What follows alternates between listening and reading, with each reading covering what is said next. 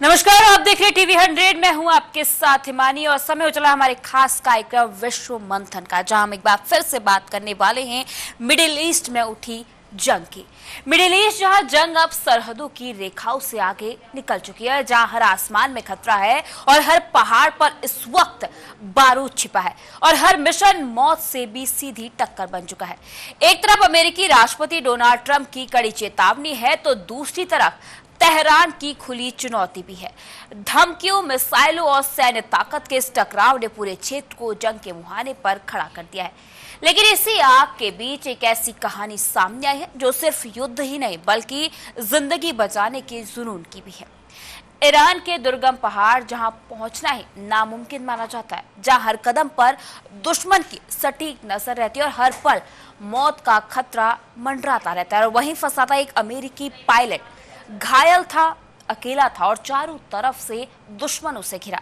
सवाल था कि क्या उसे छोड़ दिया जाएगा या फिर कोई चमत्कार होगा। लेकिन तभी वॉशिंगटन में एक फैसला हुआ, एक ऐसा फैसला जिसने इस जंग के बीच एक नया अध्याय लिख दिया। दुनिया की सबसे खतरनाक कमांडो यूनिट को उतारा गया। एक ऐसा मिशन शुरू हुआ जहां गलती की कोई भी गुंजाइश नहीं होती है, जहां हर सेकंड आखिरी हो सकता था। और फिर जो हुआ वो सिर्फ एक रेस्क्यू ऑपरेशन नहीं था बल्कि पूरी दुनिया के लिए एक संदेश था कि अमेरिका अपने सैनिकों को कभी भी पीछे नहीं छोड़ता, चाहे कीमत कुछ भी क्यों ना हो। लेकिन बड़ा सवाल अभी भी बाकी है कि क्या ये मिशन सिर्फ एक जिंदगी बचाने की कहानी है या आने वाले बड़े टकराव का संकेत है। तो आज के चैप्टर में हम इसी मुद्दे पर बात करेंगे और जानेंगे कि अमेरिका की अपने मिशन, अपने सैनिकों के प्रति क्या कुछ जिम्मेदारी निभाई जाती है। सबसे पहले सवाल उठाएंगे कि क्या क्या इस वक्त मिडिल ईस्ट में सवाल वैश्विक स्तर पर उठते हुए नजर आ रहे हैं। पहला सवाल उठ रहा है, अमेरिकी राष्ट्रपति डोनाल्ड ट्रंप का मिशन रेस्क्यू था या फिर ताकत का केवल एक शोकेस था। ईरान में घुसकर ऑपरेशन जंग और भड़काएगा। नेवी सील टीम 6 नीति या फिर पावर की। नेतन्याहू की रणनीति दुनिया के लिए खतरा। ये तमाम सवाल इस वक्त मिडिल ईस्ट के जंग में घी डालने का काम कर रहे हैं और लगातार हर एक देश की अर्थव्यवस्था को प्रभावित कर रहे हैं। मिडिल ईस्ट जहां तनाव अब सरहदों की रेखाओं को पूरी तरह पार कर चुका है, जहां हर दिन हालात और भी विस्फोटक होते जा रहे हैं। इजराइल, अमेरिका और ईरान, ये तीनों ही देशों के बीच का टकराव अब खुली चुनौती में बदल चुका है। इसी बीच बेंजामिन नेतन्याहू की आक्रामक रणनीति भी मिडिल ईस्ट में देखने को मिले, जहां लगातार ईरान की जवाबी चेतावनी जारी है। अब पूरे क्षेत्र को एक खतरनाक मोड़ पर लेकर ये सभी घटनाएं आई हैं। हॉर्मुज स्ट्रेट की बात करें तो उसको बंद करने की धमकी मिल रही है, मिसाइल हमले हो रहे हैं, ड्रोन स्ट्राइक हो रही है और बढ़ती सैनिक गतिविधियों ने संकेत दे दिया कि हालात अब पूरी तरह से नियंत्रण से बाहर हो चुके हैं। अब इस पर लगाम लगाना नामुमकिन सा लगता है। और इसी बीच अमेरिकी राष्ट्रपति डोनाल्ड ट्रंप ने ईरान को चेतावनी दी कि अगर तुमने डील नहीं मानी तो हम सब कुछ खत्म कर देंगे। अब ये बयान सिर्फ एक धमकी नहीं थी बल्कि एक ऐसा संकेत भी था जो पूरे मिडिल ईस्ट में जंग की आंच को और भी तेज कर रहा है। लेकिन इसी बढ़ते तनाव के बीच एक ऐसा मिशन शुरू हुआ है जिसने पूरी दुनिया का ध्यान अपनी ओर खींच लिया। अब ये सिर्फ एक ऑपरेशन नहीं था बल्कि रणनीति, ताकत और अमेरिका के संदेश का एक ऐसा मिश्रण था जिसने जंग के बीच एक नई कहानी लिखी है। एक ऐसा मिशन जिसमें हर सेकंड सस्पेंस था और हर कदम पर खतरा था और हर फैसला इतिहास बदल रहा था। अब सवाल यह है कि क्या ये मिशन सिर्फ एक रेस्क्यू था या फिर आने वाले बड़े टकराव की शुरुआत थी, क्योंकि इस ऑपरेशन ने सिर्फ एक जिंदगी नहीं बचाई बल्कि मिडिल ईस्ट के जंग को और भी ज्यादा खतरनाक बता दिया है। चलिए इस मिशन को ग्राफिक्स के जरिए समझते हैं कि आखिर इस मिशन में क्या कुछ खास था। और इस मिशन का नाम दिया था ऑपरेशन पायलट। मौत के मुंह से पायलट की वापसी कराई गई है। वही व्हाइट हाउस में एक खतरनाक फैसला लिया गया जिसने पूरे मिडिल ईस्ट के युद्ध को एक अलग मोड़ दे दिया। वहीं दुनिया की सबसे घातक यूनिट यानी कि नेवल सील टीम 6 को जमीन पर उतारा गया सिर्फ एक सैनिक की जिंदगी बचाने के लिए। वही 1980 की हार से अमेरिका की ये सबसे बड़ी ताकत बनी है। क्या कुछ कहानी इसके पीछे वो भी आगे हम बात करेंगे। उस पर वही रात का ये ऑपरेशन था, लो फ्लाइंग और रडार से बचते हुए सफलतापूर्वक ऑपरेशन किया गया, जहां हर तरफ गोलियों की बारिश थी और हर सेकंड जीवन और मौत का खेल चल रहा था। पायलट घायल था और पत्थरों के बीच था, जिसकी रेस्क्यू अमेरिकी सेना द्वारा की गई। मिडिल ईस्ट जहां जंग अब सिर्फ सरहदों तक सीमित है, वहां इस तरह का रेस्क्यू करना एक नामुमकिन सा कहने वाला साबित होता है। हर पहाड़, हर आसमान और हर मिशन मौत के मैदान में बदल चुका है। साल 2026 में ईरान के खतरनाक जैग्रोस माउंटेन्स में एक अमेरिकी फाइटर जेट क्रैश होता है। पायलट जिंदा था लेकिन गंभीर रूप से घायल था। चारों तरफ दुश्मनों का दबदबा था और कोई मदद नहीं पहुंच सकती थी। लग रहा था मानो अब इस सैनिक को बचाना नामुमकिन हो गया। ड्रोन लगातार निगरानी कर रहे थे और ईरानी मिलिशिया हर कोने पर छिपी हुई थी। हर कदम पर मौत का खतरा था और एक सेकंड की चूक, एक गलती और एक पूरे तरह से मिशन को खत्म कर सकती थी। लेकिन अमेरिका के लिए बड़ा सवाल था कि क्या अपने सैनिक को छोड़ा जाएगा या फिर इस जंग के बीच एक ऐसा ऑपरेशन शुरू होगा जो सिर्फ मिशन नहीं बल्कि संदेश होगा कि अमेरिका अपने सैनिकों को कभी भी पीछे नहीं छोड़ते।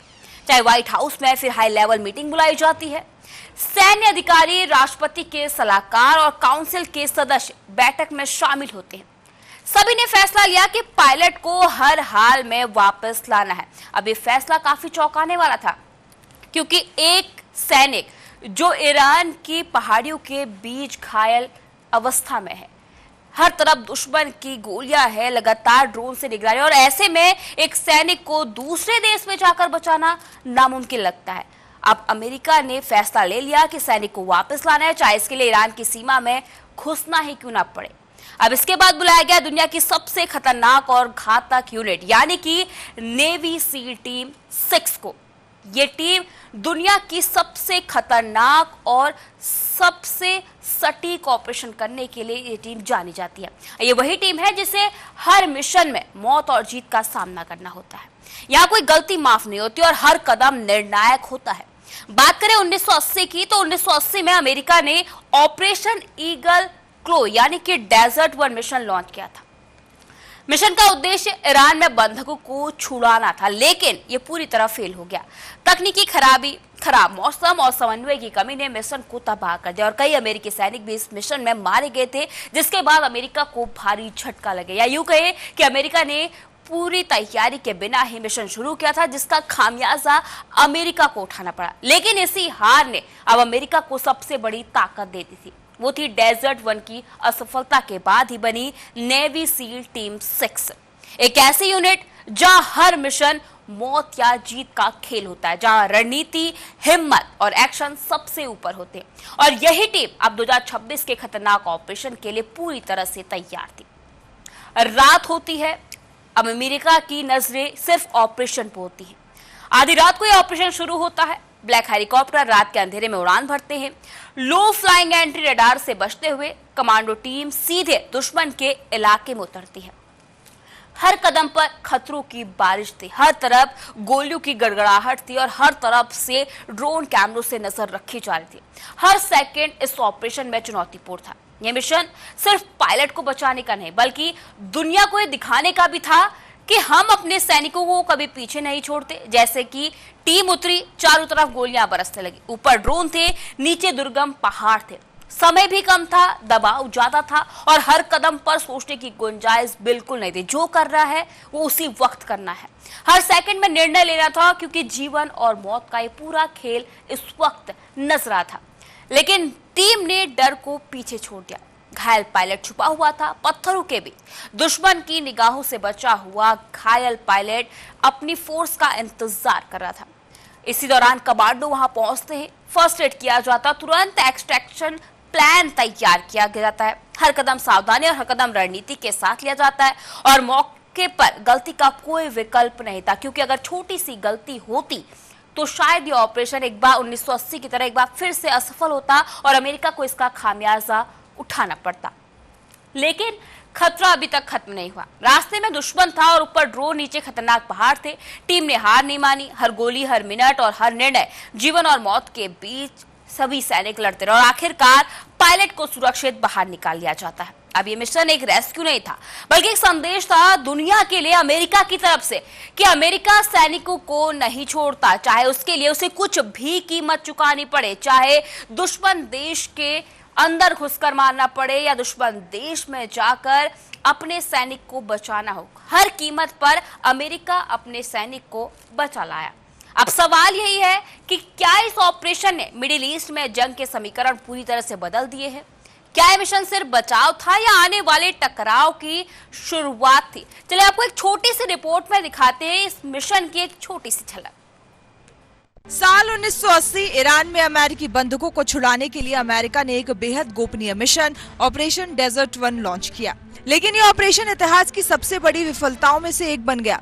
रेगिस्तान की तेज आंधी, तकनीकी खराबी और जटिल समन्वय की कमी ने पूरे मिशन को तहस नहस कर दिया।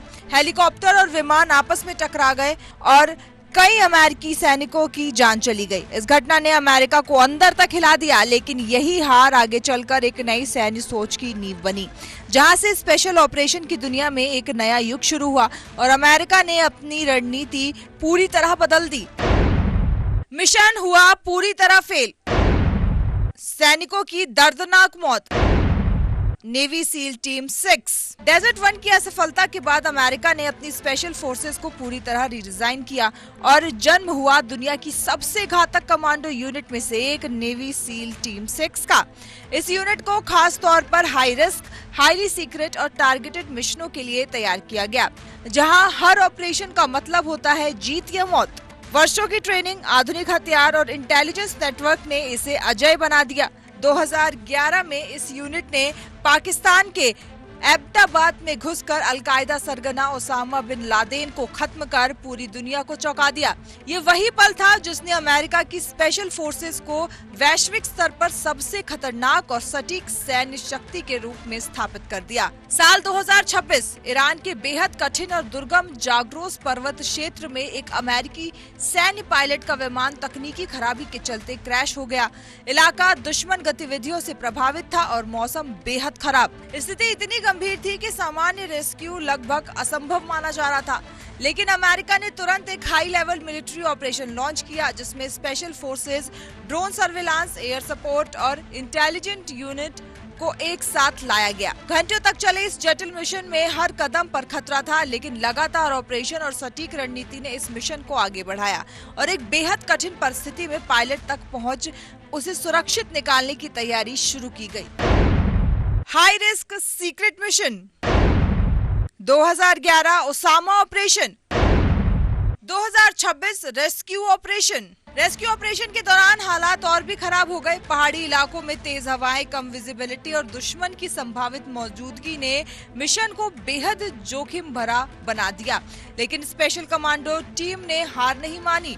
ड्रोन और सैटेलाइट डेटा की मदद से पायलट की लोकेशन को लगातार ट्रैक किया गया। ग्राउंड टीम ने पहाड़ों के बीच से कठिन रास्ता चुनकर आगे बढ़ना शुरू किया। कई बार ऑपरेशन रोकने की नौबत आई, लेकिन कमांड कंट्रोल ने मिशन जारी रखने का फैसला लिया। आखिरकार लंबे संघर्ष के बाद घायल पायलट तक पहुंच बनाकर उसे सुरक्षित निकाल लिया गया। ये मिशन अमेरिका की आधुनिक सैन्य क्षमता का एक और बड़ा उदाहरण बन गया। ईरान के पहाड़ों में मिशन। पायलट सुरक्षित निकला। अमेरिका की सैन्य ताकत। ये पूरा ऑपरेशन सिर्फ एक रेस्क्यू नहीं था, बल्कि 4 दशकों की सैन्य सीख का परिणाम था। 1980 की डेजर्ट 1 की नाकामी से लेकर 2026 के सफल रेस्क्यू तक अमेरिका ने अपनी रणनीति, तकनीक और प्रशिक्षण को पूरी तरह बदल दिया। नेवी सील टीम 6 और स्पेशल फोर्सेस ने ये साबित किया कि आधुनिक युद्ध सिर्फ हथियारों से नहीं, बल्कि इंटेलिजेंस और सटीक प्लानिंग से जीते जाते हैं।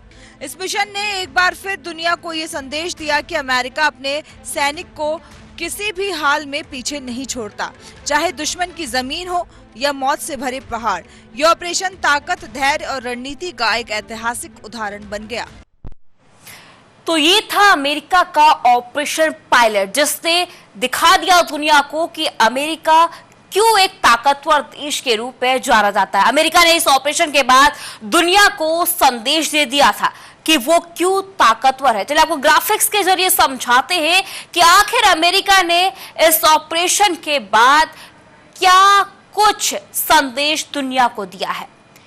तो no soldier left behind America का यह साफ संदेश है। तकनीक, रणनीति और साहस का दम, हर सेकंड में खतरा, लेकिन अमेरिका ने हार नहीं मानी। दुनिया को दिखाया गया सैनिकों के लिए पूरी तैयारी। एक मिशन, एक संदेश, अपने सैनिकों के लिए कोई भी सीमा नहीं। ये कड़ा संदेश अमेरिका की तरफ से इस वक्त पूरी दुनिया को दिया जा रहा है। मिडिल ईस्ट की बात, जहां जंग अब अपनी चरम स्तर पर है और हर एक फैसला वैश्विक असर डालने लगा है। और इसी तनाव के बीच अमेरिका ने एक बार फिर दुनिया को दिखा दिया है कि उसके लिए उसके सैनिक सबसे ऊपर है। नो सोल्जर लेफ्ट बिहाइंड की ये पॉलिसी एक नारा नहीं, बल्कि उसकी सैन्य नीति और संकल्प की सच्चाई दिखा रहा है। ईरान के दुर्गम पहाड़ियों में फंसे एक घायल पायलट को बचाने के जो मिशन अमेरिका ने चलाया है, वो सिर्फ एक रेस्क्यू ऑपरेशन नहीं, बल्कि एक संदेश था। एक ऐसा संदेश जो पूरी दुनिया के लिए था कि अमेरिका ने साफ कर दिया कि चाहे दुश्मन की जमीन हो, चाहे हालात कितने भी खतरनाक क्यों ना हो, वो अपने सैनिकों को कभी पीछे नहीं छोड़ेगा। वो कभी अपने सैनिकों को के लिए उनको अकेला नहीं छोड़ता। अब इस ऑपरेशन में तकनीक, रणनीति और साहस का ऐसा संगम देखने को मिला है जिसने इसे खास बनाया है। रात के अंधेरे में लो फ्लाइंग हेलीकॉप्टर का उपयोग, दुश्मन के इलाके में गुप्त एंट्री और कुछ ही मिनटों में एक्सट्रैक्शन। ये कदम पर हर जोखिम से भरा हुआ था और हर सेकंड में खतरा था, लेकिन दुनिया की सबसे घातक यूनिट्स में से एक यानी कि नेवी सील टीम 6 ने एक बार फिर साबित किया कि उनके लिए नामुमकिन जैसा कुछ भी शब्द इस दुनिया में नहीं बना हुआ है। गोलियों की बारिश के बीच, मंडराते ड्रोन्स के बीच और पहाड़ों के बीच, सबके बीच घायल पायलट को ढूंढना और उसे सुरक्षित बाहर निकाल कर ले आना किसी फिल्मी सीन से कम नहीं था। लेकिन यह हकीकत थी और यह हकीकत अमेरिका की ताकत, उसकी तैयारी और उसके इरादों को साफ तौर पर दिखाती है। लेकिन इस मिशन का असर सिर्फ रेस्क्यू तक सीमित नहीं रहा। इसने मिडिल ईस्ट में पहले से भड़के तनाव को और बढ़ा दिया। ईरान पहले ही चेतावनी दे चुका है कि अगर उस पर कोई हमला हुआ तो उसका जवाब पहले से ज्यादा खतरनाक और विनाशकारी होगा। ऐसे में ये सवाल उठता लाजमी है कि क्या ये ऑपरेशन सिर्फ एक बचाव था या फिर जंग को और भड़काने वाला एक कदम था। अब दुनिया की नजरें हर गतिविधि पर टिकी, हर बयान, हर सैन्य हलचल और हर रणनीति अब वैश्विक राजनीति को प्रभावित कर रही है।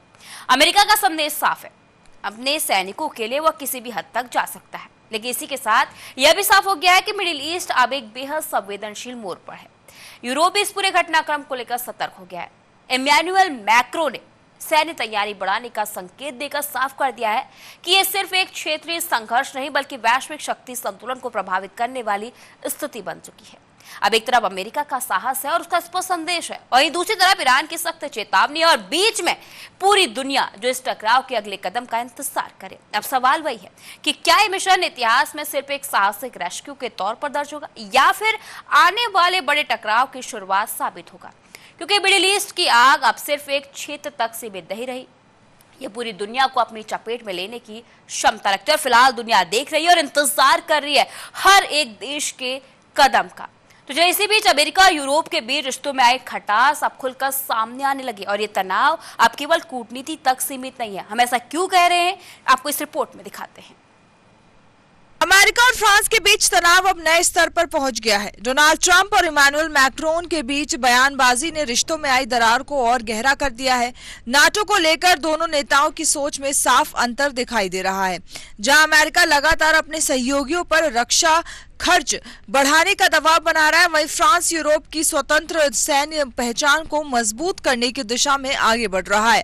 ये टकराव केवल रणनीतिक नहीं बल्कि राजनीतिक और व्यक्तिगत स्तर तक पहुंच चुका है, जिससे दोनों देशों के रिश्तों में असहजता बढ़ गई है। फ्रांस की सैन्य तैयारी को लेकर जो जानकारी सामने आई है उसने विशेषज्ञों को भी चौंका दिया है। रिपोर्ट्स के मुताबिक हाई इंटेंसिटी युद्ध की स्थिति में फ्रांस के पास सीमित समय के लिए ही गोला बारूद उपलब्ध है। ये स्थिति ऐसे समय में सामने आई जब यूरोप की सुरक्षा को लेकर खतरे बढ़ रहे हैं। फ्रांस और परमाणु संपन्न देश है, लेकिन पारंपरिक हथियारों की कमी किसी भी लंबे संघर्ष में चुनौती बन सकती है। इस खुलासे ने यह सवाल खड़ा कर दिया है कि क्या यूरोप बड़े युद्ध के लिए पूरी तरह तैयार है या उसे अपनी रणनीति में बड़े बदलाव की जरूरत है। युद्ध में सीमित गोला बारूद उपलब्ध, परमाणु ताकत लेकिन संसाधन कम, यूरोप की सुरक्षा पर उठे सवाल, नई रणनीति की जरूरत महसूस हुई।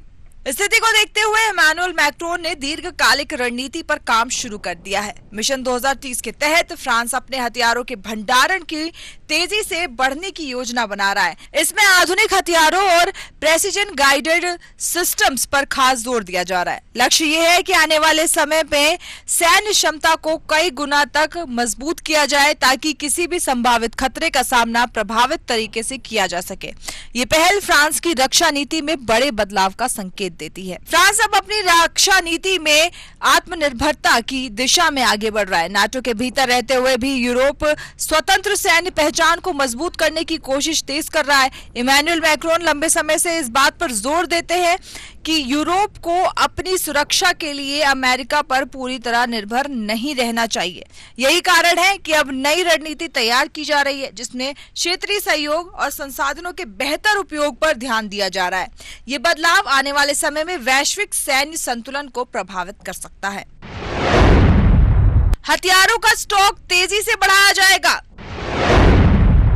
आधुनिक तकनीक पर जोर लगातार बढ़ेगा, रक्षा बजट में बढ़ोतरी संभव दिखाई, दीर्घकालिक सुरक्षा योजना तैयार हो रही। यूरोप के अन्य देश भी इस बदलते माहौल को गंभीरता से ले रहे हैं। रक्षा बजट में वृद्धि, सैन्य सहयोग को मजबूत करना और नई तकनीकों पर निवेश जैसे कदम तेजी से उठाए जा रहे हैं। नाटो के भीतर भी ये चर्चा तेज हो गई है कि कैसे सदस्य देश अपनी सामूहिक क्षमता को और मजबूत कर सकते हैं। इस पूरे घटनाक्रम से ये साफ है कि यूरोप अब अपनी सुरक्षा को लेकर अधिक सक्रिय और सतर्क हो गया है। आने वाले समय में ये देखना अहम होगा कि अमेरिका और फ्रांस के बीच ये तनाव किस दिशा में जाता है। क्या दोनों देश अपने मतभेदों को सुलझाने में सफल होंगे या टकराव और गहराएगा। साथ ही ये भी महत्वपूर्ण है कि यूरोप अपनी नई रणनीति को कितनी तेजी और प्रभावी तरीके से लागू कर पाता है। फिलहाल हालात बदलते नजर आ रहे हैं और वैश्विक स्तर पर नई शक्तियां संरचना उभरती दिख रही हैं। अब मिडिल ईस्ट में हो रही इन सभी घटनाओं के बाद सवाल वही है कि क्या ये मिशन सिर्फ एक रेस्क्यू ऑपरेशन था या आने वाले महायुद्ध का पहला ट्रेलर था। ईरान के दुर्गम पहाड़ों में फंसे एक अमेरिकी पायलट को सुरक्षित बाहर निकालने के लिए अमेरिका ने जो साहसिक कदम उठाया उससे पूरी दुनिया का ध्यान अपनी ओर खींचा। लेकिन इस ऑपरेशन के पीछे केवल मानवता या सैनिकों की सुरक्षा ही नहीं थी, ये अमेरिका की ताकत, उसकी रणनीति और उसकी चेतावनी का भी प्रदर्शन था कि आखिर क्यों अमेरिका को ताकतवर देश माना जाता है। डोनाल्ड ट्रंप की कड़ी चेतावनी, ईरान को दी गई डेडलाइन और हर कदम पर उठाया गया दबाव अब सीधे मिडिल ईस्ट के तनाव को बढ़ाता है। हर मिनट, हर फैसला ये दिखा रहा है कि अमेरिका अपने रणनीतिक हितों के लिए कितना दूर तक जा सकता है। लेकिन इस पूरे घटनाक्रम का असर केवल क्षेत्र तक सीमित नहीं है, ये वैश्विक शक्ति संतुलन, अंतर्राष्ट्रीय कूटनीति और युद्ध की संभावना को सीधे प्रभावित कर रहा है। और ईरान इसमें साफ कर रहा है कि अगर हमला हुआ तो उसका जवाब पहले से भी ज्यादा खतरनाक और विनाशकारी होगा। मिसाइलें, ड्रोन और सैन्य तैयारी, ईरान पूरी तरह सतर्क है और उसका संदेश सीधा और स्पष्ट है कि किसी भी हमले का जवाब बिना देर किए मिलेगा। अब इस जवाबी रणनीति ने मिडिल ईस्ट में तनाव को और बढ़ा दिया है और अब दुनिया की नजरें हर कदम पर टिके। फिलहाल ये सवाल हर जगह गूंज रहा है कि क्या ये तनाव नियंत्रण में रहेगा या महायुद्ध की आग अभी और भड़कने वाली है। क्या अमेरिका और उसके सहयोगी अपने दबदबे को बनाए रख पाएंगे या ईरान की चेतावनियां इस पूरे क्षेत्र को विनाश के कगार पर ले आएंगी। अब दुनिया इंतजार कर रही है। हर सेकंड, हर रिपोर्ट और हर निर्णय पर अब वैश्विक दृष्टि से नजर बनाना महत्वपूर्ण हो गया। तो आखिरकार ये मिशन सिर्फ एक रेस्क्यू नहीं था, बल्कि अमेरिका की ताकत, उसकी रणनीति और मिडिल ईस्ट में बढ़ते तनाव की एक छोटी सी कहानी थी। और अब दुनिया देख रही है और इंतजार कर रही है हर एक देश के अगले कदम का कि आखिर कब वो देश सामने आएगा जो इस मिडिल ईस्ट में उठती आग को रोक पाएगा। कौन अमेरिका और ईरान के बीच समझौता करा पाएगा। अब सबको इंतजार है इस मिडिल ईस्ट की जंग में क्या कुछ नया होता है, कौन सा देश किस पर भारी पड़ता है, ये आने वाला समय बताएगा। लेकिन फिलहाल मिडिल ईस्ट की ये जंग रुकती हुई नजर नहीं आ रही है। तो फिलहाल के लिए आज के क्रम में इतना ही। जल्द लौटेंगे एक नए अपडेट के साथ। फिलहाल के लिए दीजिए इजाजत। नमस्कार।